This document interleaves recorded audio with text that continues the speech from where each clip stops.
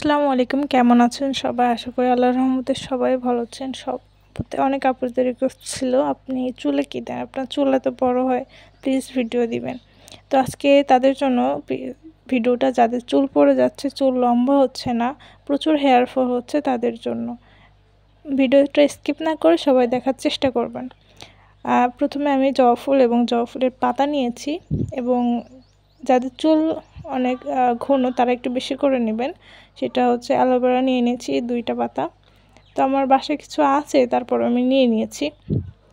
তো অ্যালোভেরা নেওয়ার পর আমি চলে গেলাম আমার তুলসী বাগানে।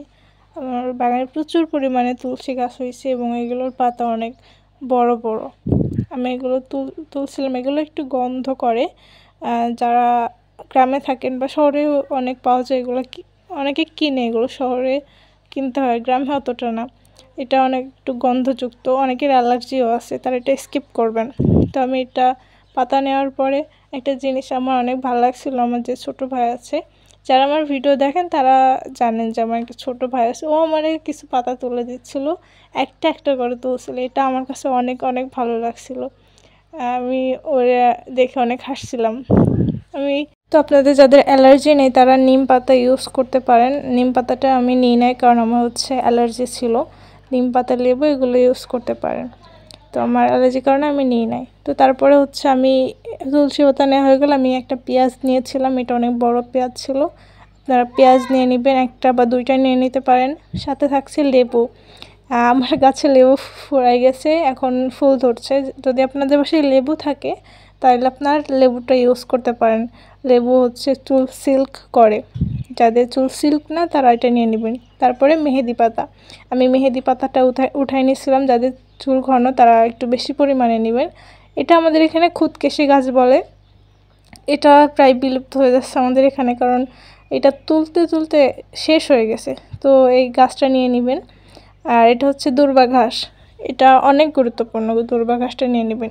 এখানে দূর্বা ঘাস আছে, জবা ফুলের পাতা, এটা হচ্ছে ক্যাস্টর অয়েল। অরিজিনাল ক্যাস্টর অয়েলটা যদি থাকে আপনারা দেবেন, এটা অনেক ভালো। অ্যালোভেরা, খুদকেশি, জবা ফুলের পাতা, তারপরে মেহেদি পাতা, সব পাতাগুলো নিয়ে নেবেন।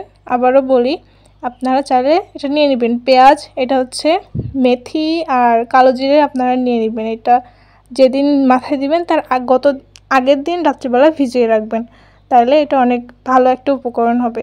আর আমি বিদ্যুৎ অনেক ভয় পাই, তাই জন্য আমার আম্মু এটা ব্লেন্ড করে দিচ্ছিলো। তো এটা ছিল ফাইনাল লুক। ক্যাস্টর অয়েল দিয়ে নিচ্ছিলাম।